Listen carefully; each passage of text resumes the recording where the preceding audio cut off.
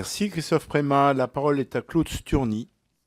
Merci, Monsieur le Président. Je voudrais, à l'occasion de votre première audition devant notre commission, Madame la Présidente, saluer, ça a été dit tout à l'heure par mon collègue Michel Herbillon, saluer la qualité du rapport d'exécution de l'exercice 2014, qui est le fruit du travail de Rémi Flimelin et de son équipe. Et en parcourant ce rapport, évidemment, on ne peut être que marqué par l'évolution de tous les indicateurs, et ils sont nombreux.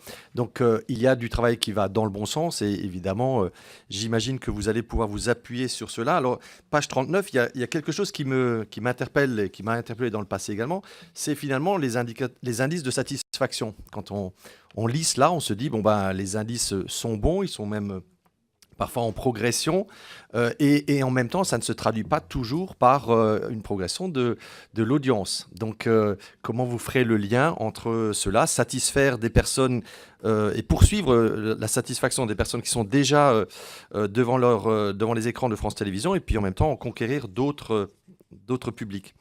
Et puis, pour ma question porte ensuite sur ce que vous avez dit à propos des grandes régions. Vous savez, vous avez évoqué le tsunami numérique, je voudrais évoquer le tsunami des institutions et à la fois le découpage des grandes régions et puis ce qui arrivera aussi, celui des intercommunalités. Les habitants, nos concitoyens vont chercher du sens, vont chercher de la proximité, vont essayer de comprendre tout ce qui se passe autour des collectivités territoriales. Une première échéance, c'est évidemment les élections régionales. Comment France Télévisions compte éventuellement couvrir et différemment peut-être que par le passé parce que d'autres périmètres géographiques sont en jeu. Et puis l'autre élément, puisque vous parliez de vous appuyer sur ces grandes régions pour revoir la ligne éditoriale de France 3, comment dans ce contexte-là envisagez-vous la proximité? Évidemment, à l'échelle d'un pays aussi grand, d'une région comme la mienne qui est le Grand Est et qui est plus grand que la Belgique et la Suisse, si on se réfère à ces deux pays-là, ils ont une proximité, ils ont même un découpage et la couverture des territoires de proximité qui est sans doute une source d'inspiration pour les uns et pour les autres.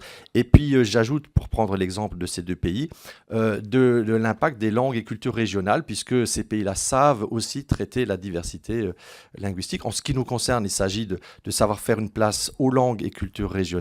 Voilà, Madame la Présidente, quelques questions pour alimenter vos débats. Merci Claude Sturny.